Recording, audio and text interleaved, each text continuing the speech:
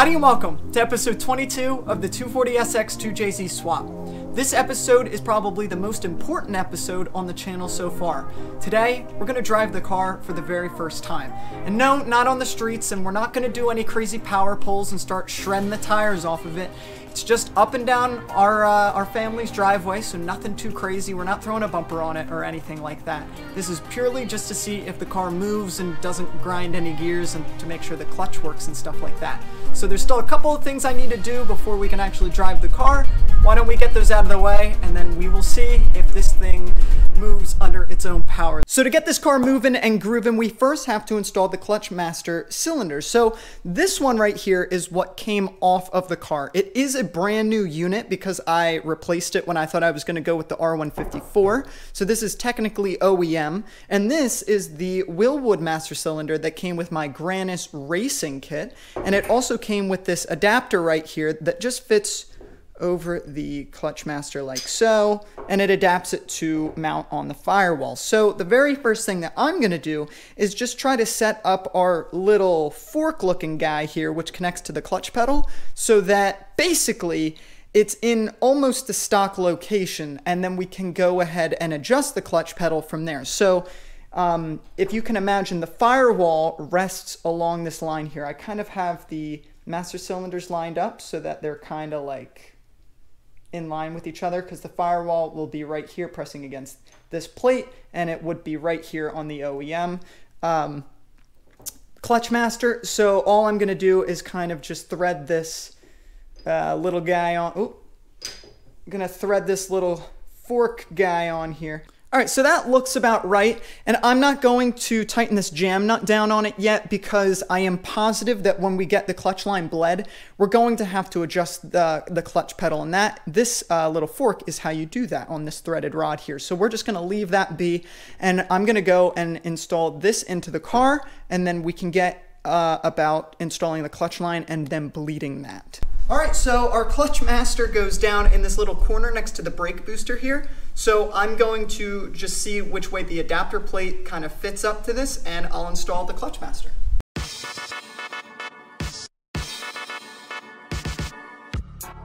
So this is the adapter plate kind of fitted up and mocked up there. Those studs just have some nuts that are going to go and tighten that down, and then I can go ahead and install the clutch master to it.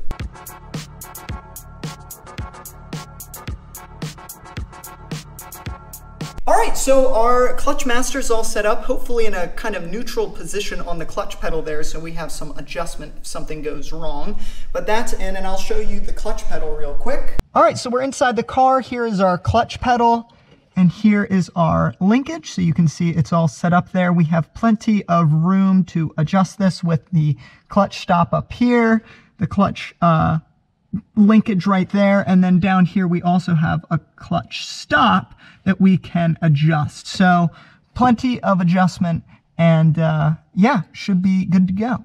Now it's time to install our clutch line. So here's the clutch line, and here is the fittings that came with my kit that attached to the master cylinder. So it's just a banjo bolt and an AN fitting right here. So I'm going to pop that on and then attach the clutch line to it, and then I'll attach the other end of the clutch line down to our our hydraulic throwout bearing, and we will go under the car and I'll show you how we're going to bleed the system. All right, so I'm about to bleed the clutch line, and this is a power bleeder, and you compress this canister full of air with this little pump right here, and there's a line that goes to a little cap that sits on top of the clutch master. And it should be like a one-person bleeding process. So we're going to go under the car after this pumps up to 15 psi. We're going to crack open the bleeder valve, and we should just have to wait until we get a steady stream of fluid coming through, and then it's bled, and we should be good. You're under the car with me now, and I know you can't see because it's dark, and I can't see much either. But this is our bleed valve right here, which is going into our hydraulic throwout bearing, and this is the line coming off of the topmost part of the throwout bearing. So this is the one that's going to be our bleed line. This is our feed line coming from the clutch master. And all we have to do is wait for it to be a steady stream, and then we can close it, and it should be bled. So let's see. what we got. Okay.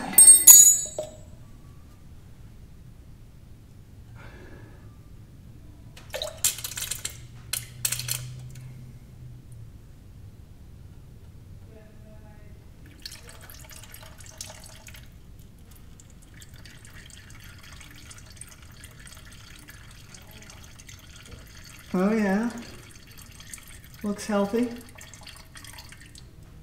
All right, so I'm an A-class idiot, guys. So the power bleeder, you can see I put fluid in it because what you're supposed to do is fill it with fluid, hook it up to your system, and then just let it kind of bleed itself for like 30 seconds. And what we were doing was just filling the reservoir with fluid right over here, and then only opening the little bleed valve for like, I don't know, 5 seconds, and then closing it and refilling and doing the whole thing again. So I was just an idiot. And but now, don't worry, we figured it out off camera because I was making a huge mess and it was bad. I filled that with fluid, bled the system. It was super easy. And then, so let's see, the clutch got bled. And then the next thing you have to do is adjust the clutch engagement on the car. So basically the threaded rod on the clutch master cylinder that I kind of showed you guys earlier in the video, you adjust it and you do a little finagling with it and you adjust where your clutch engages. Now, unfortunately, I did that off camera. Sorry, guys. But essentially what I had done was put the car in first gear, start the car so the wheels, back wheels here, were spinning. And then I pushed in the clutch real slowly until I saw the wheels stop moving, which means that the clutch was not engaged anymore. And then I took note of where kind of the pedal was in relation to being fully depressed. And then I just kind of made some adjustments with that little rod until the clutch engages about an inch up from the floor, because you don't want it to engage too high, because that would cause an overstroke on your throwout bearing and your clutch, which will start breaking stuff or wearing things out more quickly. So you want the clutch to engage about an inch up from the floor. That's what we did. So it's all set up, the clutch works, and then a problem happened. I was going through the gears with the car up on the lift, and everything was going peachy, and then I hit third gear and let the clutch out, and I heard some terrible noises, and I'll put them in right here for you so you can hear what they sounded like.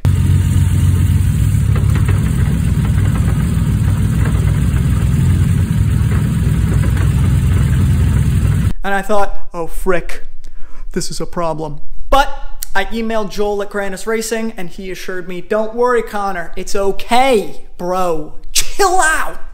Because guess what? It's called rollover noise apparently, and it's totally normal if a car is on a lift and doesn't have any load and you're in too high of a gear and too low of engine speed and blah, blah, blah, blah, blah. So stuff like that. So that's all good. So guess what's next on the list? The brakes. And what do I have? Oh, a GK Tech brake line kit for the 240. And so I'm going to go ahead and install this. It's pretty straightforward. There's a great video on YouTube for how to install this thing. Much better than I could ever hope to, show you guys, because I have terrible filming skills. So I'm going to go ahead and install this, and then guess what? We should be able to drive the car. All right, guys, just got done with the brake lines. Why don't I take you under the car and show you what they look like? All right, guys, this is the driver's side of the car. This is the T-piece that is coming down from the brake master cylinder, which controls the front brakes on the car. So you can see there is a line coming down to the T, that's from the brake master. 2 lines coming off of it, that's to the front and the left and the right front brakes. So it's just zip tied up there right now. I'm gonna make a bracket for it, but I just wanna make sure that everything works. So this is just how it looks like at the moment. And I've actually routed the brake lines. I've just zip tied them to the Chase Bay's power steering lines up here because they're pretty darn sturdy. So I don't have them like P-clamp to the subframe, but I think this is pretty darn good. Here is our exhaust and our wastegate pipe for our external wastegate, and you can see I put some DEI heat wrap on those lines and kind of routed them on either side of the wastegate line. You can kind of see both of them going up there. So they're kind of close, but there's really no better way to do this. So those are those lines going, and one of them goes to that brake right there, and then there is a fitting up on this frame rail right here, and that is one of those lines goes to the rear brake, so that's why there's 2 lines there. So this is everything from under the car, and at this point I'm gonna go bleed the brakes with my dad, and then we should be able to drive this thing. So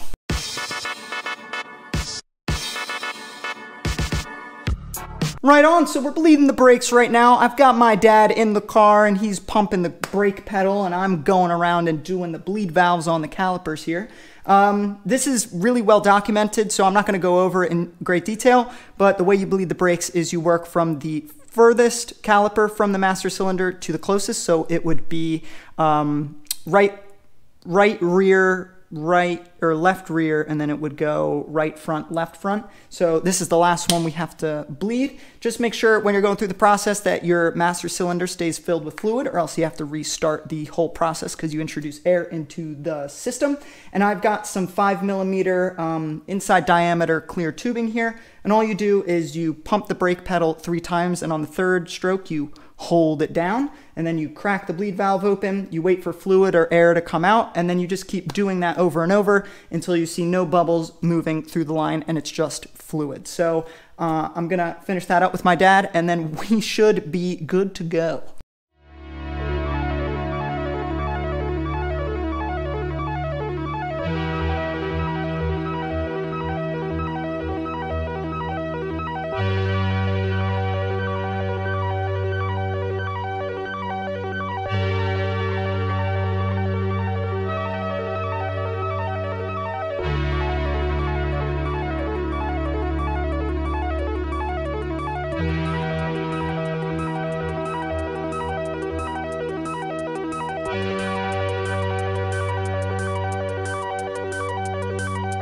All right, guys, this is the maiden voyage. We're gonna drive up the driveway, so we're not gonna get on it. The car still needs to be broken in. It doesn't have a tune, so we're not getting on it. We're not taking it out to the streets. It's just up and down the driveway to make sure the clutch engages, transmission works, and all that good stuff. And my dad is in the car with me. He's been my #1 supporter for this whole project, so it's only fitting that he gets to ride along for the first time this moves under its own power. So let's start this thing up and hope that nothing goes wrong. Ho, ho, ho. Look at that. Pretty cool.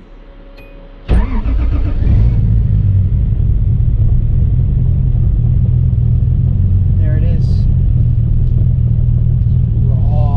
Raw power. Here we go. Into reverse. To install it. That's reverse? Yeah. We're moving. We are moving. Don't want to stall it. Too fine. We're backing Check up. the handbrake. That works.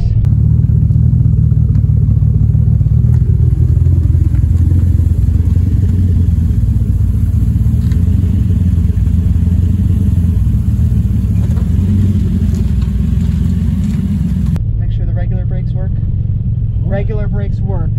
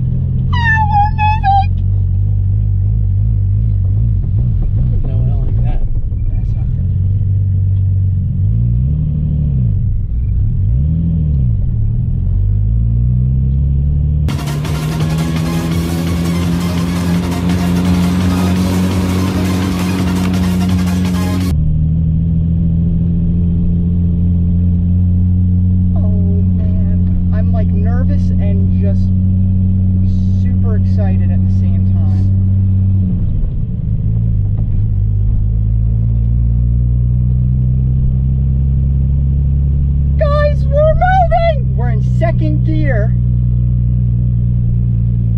Here, I'll put the window down a little bit here. Get some breeze.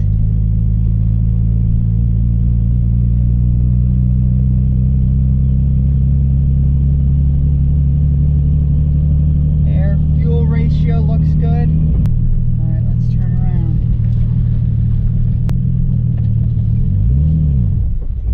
I didn't stall it. I didn't stall it.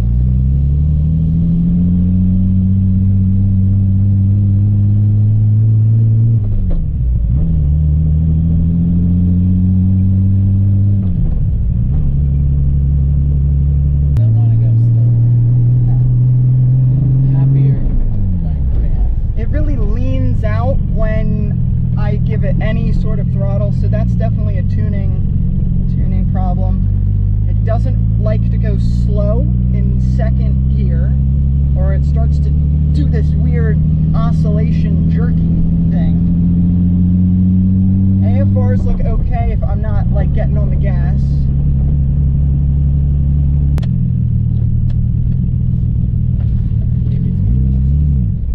Oh, there it is.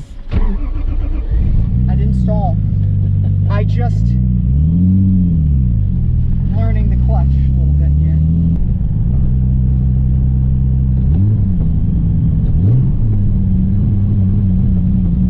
Doesn't like that.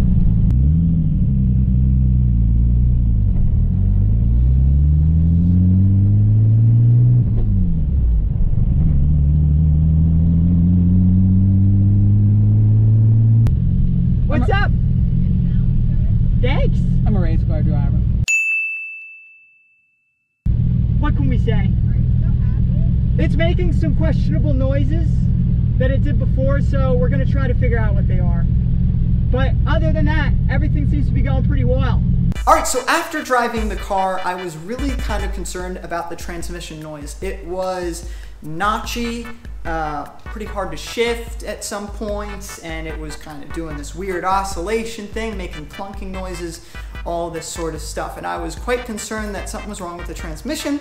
After doing some research, I found out that this is actually kind of normal for this transmission, and more so, tuning is going to play a huge factor in getting rid of some of these problems and some of the noise. So I did go back and do a couple more runs, and I changed some stuff in the Haltech software where I bumped the idle up and tried to kind of smooth things out on my own, and it definitely helped with the problem. So I'm thinking that after this thing is tuned, we should be good to go. So that is really cool, because that was the only thing about the drive that was kind of not too promising, so to say. Driving this thing around did bring another issue to light though, overheating. So any JZ swapped into an S chassis runs hot. It's just kind of common knowledge. And I thought we wouldn't really have any problems because I got some pretty high quality slim fans and a relatively okay radiator. Mishimoto's kind of tried and true company. Maybe not the highest quality, but a lot of people do run them and they are okay. Apparently we are not okay, because our temp sensor, I was reading like 215 to 220 degrees Fahrenheit, which is not great for these engines. So we're gonna have to revamp the cooling system. Luckily, I already went ahead and ordered parts that should fix this problem. I got a chase-based tucked radiator, so we're gonna move the radiator forward. It's gonna be a bigger radiator. And then I got some really powerful Mishimoto Raceline fans for it, which should move a lot more air. We're gonna get the downpipe ceramic coated by a company called Jet Hot or something like that. So that should definitely help with keeping the under hood temps a little bit cooler, because we don't have any vents on the hood. We're going to be adding a not TRD thermostat, a Mishimoto thermostat, which opens at 154 degrees instead of the stock 180 degrees, which is in there now. And then we're going to go ahead and add some water wetter to the coolant, which should bring the temps down even a little bit more. And just for reference, the coolant that's in here right now is about a 60% distilled water to 40% Toyota Red coolant mix. So because we're in Pennsylvania, so I can't just run distilled water. We'd crack the block and stuff like that. So anyway, we're gonna try, the coming video is gonna be trying to figure out this cooling issue. hopefully we solve that and we don't have to worry about that anymore. So that'll be coming up. And then in the next episode, we are going to be working on the fuel system, because as of right now, it's just got a Walbro 255 in the tank there, which is definitely not enough to withstand what we want to put through this car, about 650 horsepower. That can't keep up. So I am going to go ahead and we're going to work on the cooling system together. So I have some parts on order for that, which you'll see in another video. But a lot of stuff coming up for this car. I could not be more excited that this thing finally moved today, and really looking forward to getting it on the road, getting the clutch broken in and everything kind of working together so that we can send this off to the dyno, because that is been a long time coming. So I'm ready to get this thing tuned. But other than that, I think that's all I have to say. Thanks for sticking around to the end of the video, listening to me ramble, and I will catch you all right in the next one.